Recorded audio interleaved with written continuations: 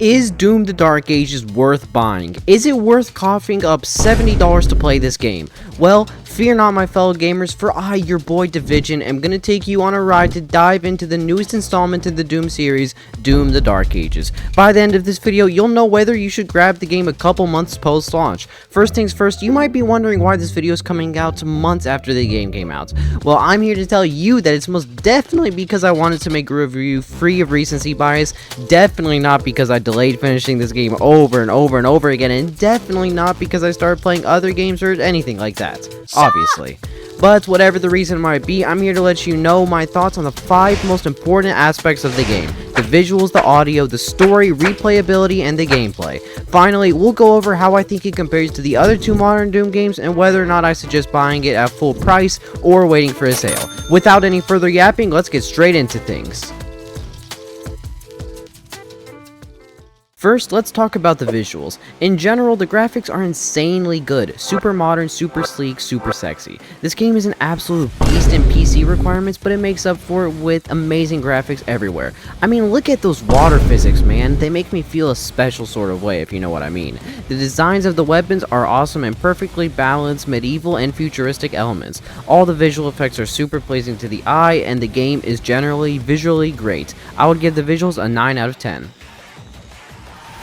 Next, let's talk about the audio. Before anything else, I gotta mention the lack of Mick Gordon in the game's soundtrack. If you don't know the story, Mick Gordon made the soundtracks for Doom and Doom Eternal, and everybody absolutely loved them. You got classic tracks like Rip and Tear, The Only Thing They Fear Is You, that even people who have never heard of Doom know. I was actually one of those people. When I heard those tracks in game, I was so surprised I almost ripped off all my clothes while hitting a little jig.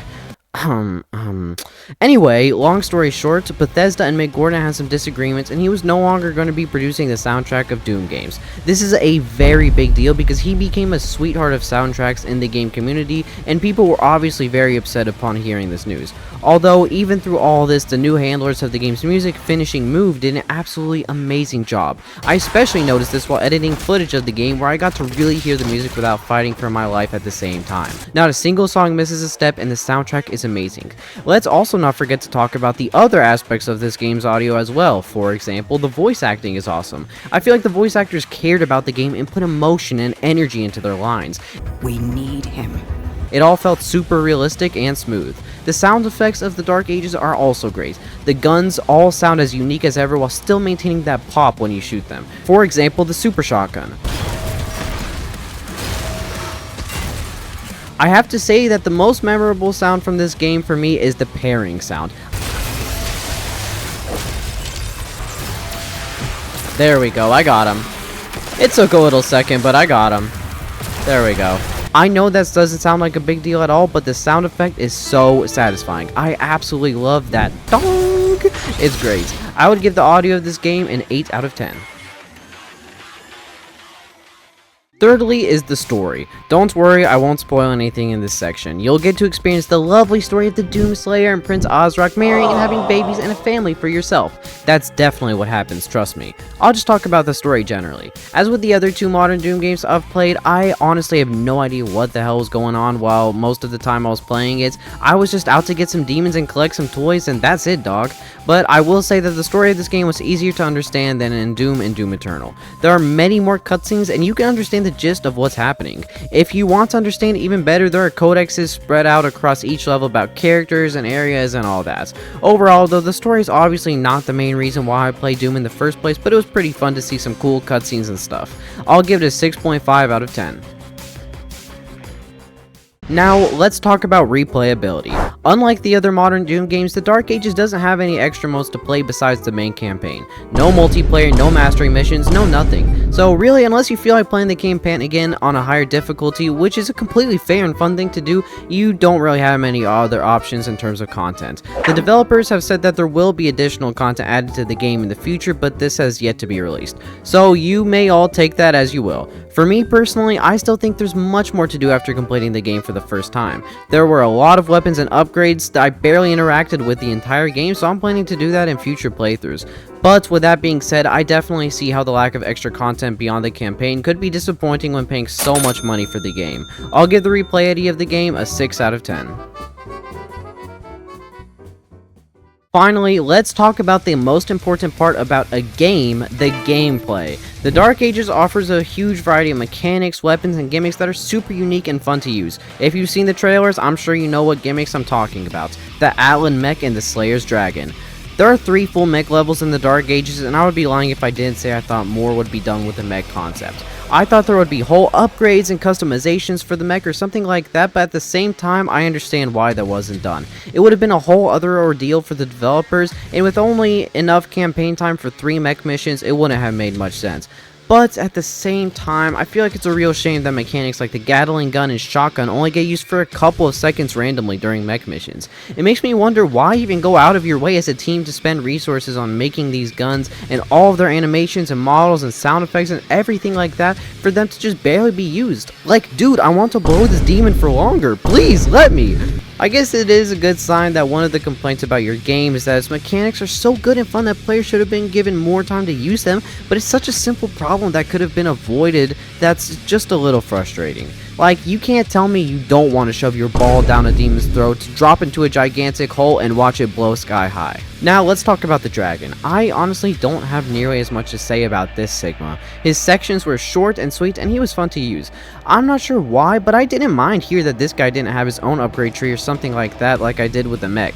He's fun to fly around, satisfying to use, and adds a little bit of spice to otherwise blander missions. I never imagined Dragon D's nuts across the Titan's face would be so fun. Anyway, overall, Dragon, fun. I guess we should stop beating around the bush now and talk about the meat of the maker. Sorry, I meant matter.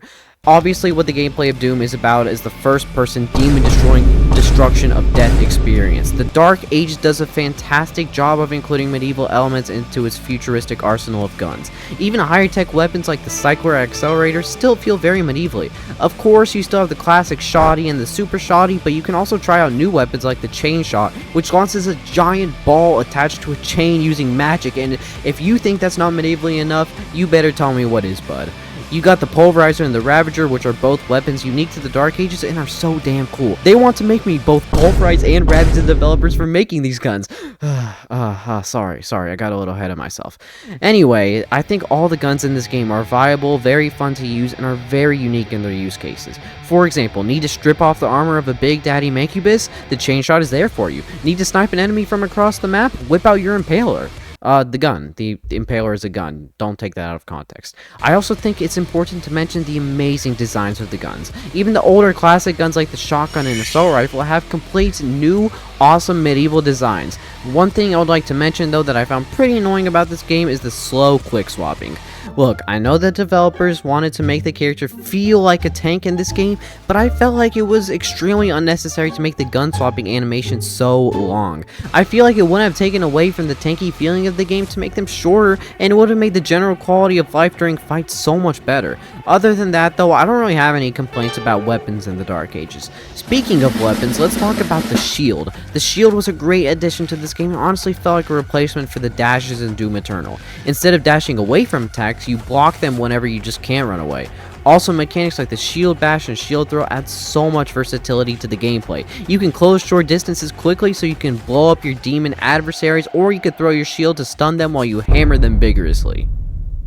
And finally, last but not least, let's talk about the pairing. Pairing is essential in the Dark Ages and is honestly so satisfying to do. Whenever a Mancubussy tries to touch you with his projectiles, you can just parry them and do the touching instead. I really enjoy parrying this game, and even though I thought it was a little too easy at times, there was so much crap going on at once that I was grateful that I didn't have to get frame perfect parries in the middle of the chaos. Oh, and I almost forgot while writing about this, about the melee weapons and shield runes. In the Dark Ages, you have 3 melee weapons: the default power gauntlets, the flail, and the dread mace, or as I like to call them, the fist, the flail, and the big hammer. You can charge these melee weapons by pairing, and I think they're super fun to use. Just like the guns in this game, each one has special use cases where it shines. For example, the fists are great for general uses and combos, the flail is great for dismantling armor, and the big hammer is great for crowd control and big damage outputs. We could talk about shield runes if you wanted to, but to be honest, there's not much to say about them. They're pretty OP, especially the auto turrets, but you don't really consider them when in the middle of a fight. They kinda just do their own thing and mess up the ops in the background while you're running around obliterating demons. Anyway, like I said, you can get some awesome combos when combining pairing melee attacks and guns to create an extremely fun gameplay loop. I want to say that I noticed many people complain about the Dark Ages that it's too slow compared to other Doom games, but I beg to differ. I noticed that a lot of people who complain about the speed of the Dark Ages also complain about the difficulty sliders that you can play around with, calling the game woke and all that. I thought complaints about difficulty settings stayed contained in the Souls community, but obviously they apply to any game with the parry or dodge mechanic. But what's interesting about that is you can literally make the game way more difficult if you want. You can make the parry window much smaller, increase the speed of the game a ton, and do a bunch of other things to make the game as difficult as you want. Overall, the Dark Ages gameplay is really fun. There are so many different weapons, mechanics, and settings to play with that make this game never get boring. I would give it a 9 out of 10. Alright Munchkins, the moment you've all been waiting for. Should you buy this game? All the recency bias out the window with my entire chest, I say you should, but I want to make a couple suggestions first. Because the two other modern Doom games are older, they're on sale a lot, and I would honestly suggest buying those first before this one. You'll generally get more bang for your buck, but if you already have bought those, you should buy this game if you think you'll play the campaign more than once. If you think you'll get bored after one playthrough, I think you should still buy the game, but only if you have $70 to randomly spare. Otherwise, I would wait for more content before copying or wait for a sale. The reason I'm saying that is because $70 for 15 to 20 hours of gameplay, even if the gameplay is super high quality, might not be completely worth it right now in all honesty. You can buy a bunch of other games for $70 and get much more gameplay. To summarize all that yapping, get Doom and Doom Eternal first, buy the Dark Ages if you think you'll play the campaign more than once, otherwise wait for more content or a sale. Well gamers, that's my opinion on whether you should buy Doom the Dark Ages or not a couple months after release. If you enjoyed, consider liking the video and subscribing and telling me whether or not you're gonna buy the game now in the comments. I had a super fun time with the game in general. My main problem with it is that it's just not very replayable. I don't regret the purchase or anything, but as I've said, I'm not sure if I would recommend this game to everyone considering the cost. I hope you guys enjoyed my super serious breakdown, and I hope you trust my opinion because it is objectively correct no matter what any other meanies say. As always, my name is Davich, and I hope you all have a great day, night, or evening, and I'll see you in the next one. Bye-bye!